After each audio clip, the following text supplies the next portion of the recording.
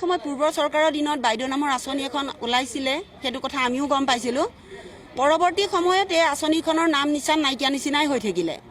ইয়াৰ মূলতে আমি ভাবোঁ আমাৰ পূৰ্বৰ যিসকলে নেতৃত্ব লৈছিলে তেখেতসকলো অকণমান নিষ্ক্ৰিয় হৈ গ'ল। তেখেতসকলৰ নিষ্ক্ৰিয়তাৰ কাৰণেই হয়তো নে চৰকাৰ সলনি হোৱাৰ কাৰণে যদিও নাজানিছোঁ আৰু সেই যিখন বাইদেউ আঁচনিখন বৰ্তমান নিষ্ক্ৰিয়। এতিয়া আমাৰ অবিবাহিতাসকলকো অৰুণোদয় নামৰ যিখন নতুন আঁচনি ওলাইছে তাতে সামৰি ধৰিছে, কিন্তু আমি বিচৰা নাই। আমাক অৰুণোদয়ৰ লগত আমাক সামৰি ধৰিব নালাগে।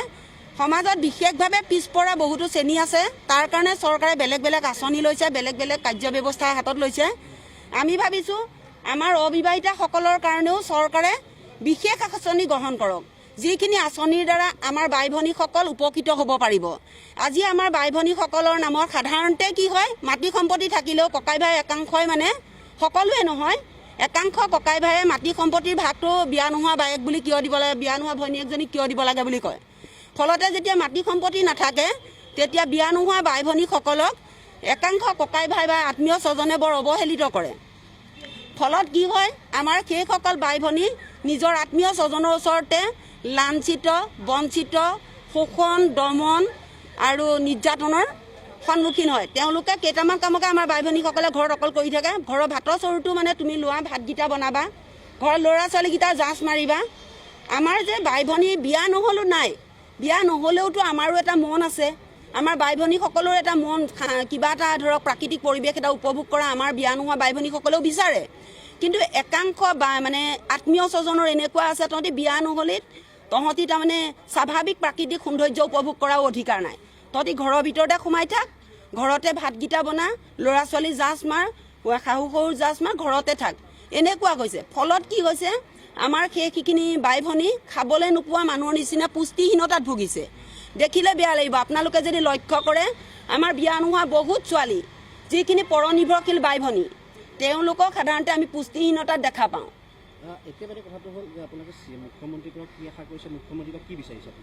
আমি মুখ্যমন্ত্ৰী মহোদয়লৈ যিহেতু আমাৰ সৰ্বসন্মত সিদ্ধান্তখিনি ডাক যোগেদি আমি পঠাইছোঁ, আমাৰ তাত কেইটামান প্ৰস্তাৱ আছে।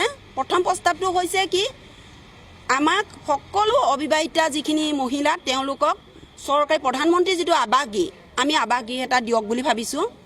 আয়ুষ্মান কাৰ্ডখন আগতে কৈছিলে নিৰ্দিষ্ট কিছুমান মানুহে পাব বুলি ক'লে, সকলোৱে নাপায় বুলি ক'লে, কিন্তু আমি ভাবিছোঁ আয়ুষ্মান কাৰ্ডখনো আমাৰ সকলো বাই ভনীয়ে পাওক।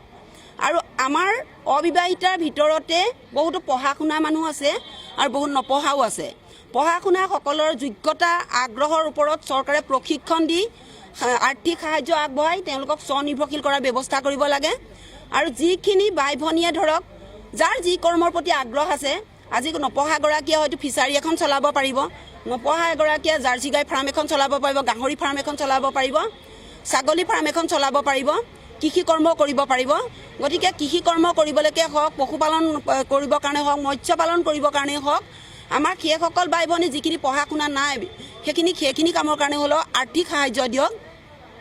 আৰু যিখিনি বাই ভনীয়ে ধৰক এতিয়া কৰ্ম কৰাৰো শক্তি নাই আৰু, কিন্তু ঘৰত বৰ কষ্টকৰ দুৰ্বিষহ এটা জীৱন অতিবাহিত কৰি আছে, সেই বাই ভনীসকলৰ কাৰণে চৰকাৰে যিখিনি কৰ্মদক্ষতাহীন হৈছে আৰু কৰ্মদক্ষতা কমি গৈছে, তেখেতসকলে এনেকুৱা এটা কৰক, আমাৰ যিখিনি কৰ্মদক্ষ হ্ৰাস হোৱা বাইদেউসকলৰ কাৰণে অবিবাহিতা পেঞ্চন এটা ঘোষণা কৰক। কিমান টকা?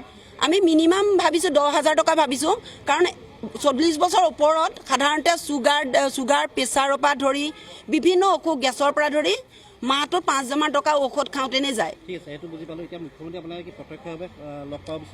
আমি প্ৰত্যক্ষভাৱে মুখ্যমন্ত্ৰী মহোদয়ক লগ পাব বিচাৰিছোঁ। আমি গোটেই কথাখিনি মুখ্যমন্ত্ৰী মহোদয়ক প্ৰত্যক্ষভাৱে অৱগত কৰিব বিচাৰিছোঁ। ডাক যোগেদি আমি পঠালোঁ।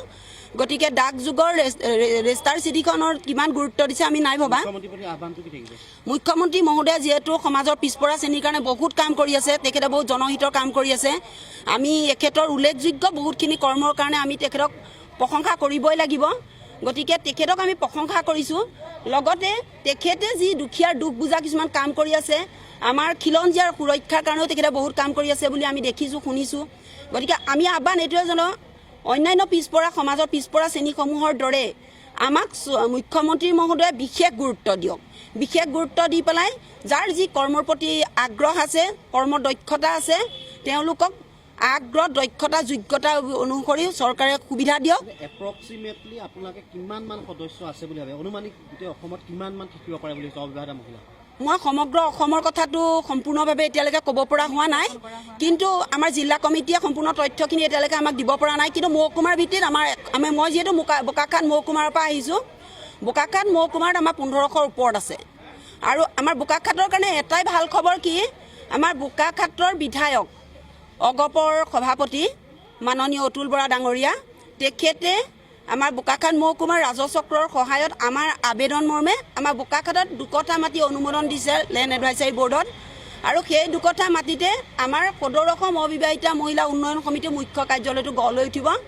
আৰু সেই কাৰ্যালয় নিৰ্মাণৰ কাৰণে যিখিনি যাৱতীয় প্ৰয়োজন, কাৰণ মাটিকণ দিছে ঠিকেই, মাটিকণ দ পিটনি হ'ল, পিটনি তাৰমানে বহুত আৰ্টফিলিং কৰিব লাগিব, বহুত টকা পইচা তাত প্ৰয়োজন হ'ব। আমি মানে ভাবিছোঁ চৰকাৰ দৃষ্টি আকৰ্ষণ হওক এই বিষয়ে আপোনালোকৰ মাধ্যমৰ যোগেদি, যে আমাক বিশেষ গুৰুত্ব দি আমাৰ মুখ্য কাৰ্যালয়টো প্ৰথমতে বনাই দিয়ক। আৰু অসমৰ প্ৰতিখন জিলাতে আমাৰ অবিবাহিতাৰ কাৰণে 20-30 বিঘা মাটি দিয়ক। তাত আমাৰ অবিবাহিতাৰ নামত একোটা প্ৰকল্প গঢ়ি তোলক, তাত যাতে স্বনিৰ্ভৰশীল হ'ব পৰা আমি সকলো কাম কৰোঁ। আৰু আমাৰ নিজৰ ঠাইবোৰকৰে দৈনন্দিন প্ৰয়োজনীয় যিবোৰ বস্তু বেলেগৰ পৰা ছাপ্লাই আহে, সেই ছাপ্লাই হোৱা বস্তুখিনি যাতে আমাৰ অবিবাহিতাসকলে আমি প্ৰডাকশ্যন কৰিব পাৰোঁ। সেই অবিবাহিতাই প্ৰডাকশ্যন কৰি যাতে আমি অসমৰ চুকে কাণে আমাৰ থলুৱা উৎপাদিত বস্তুৰে যাতে চাহিদা পূৰণ কৰিব পাৰোঁ। আৰু আমি পুতপাত্ৰ হৈ থাকিব বিচৰা নাই, আমি স্বনিৰ্ভৰশীল হৈ নিজকে সম্পদলৈ ৰূপান্তৰ কৰি প্ৰকৃতিৰ দৰে সমাজলৈ সেৱা আগবঢ়াব বিচাৰিছোঁ। নিজে চলাৰ উপৰি প্ৰকৃতিৰ দৰে সমাজলৈ সেৱা আগবঢ়াই সমাজখন তাৰমানে আমি উজ্বলাই তুলিব বিচাৰিছোঁ। এয়াই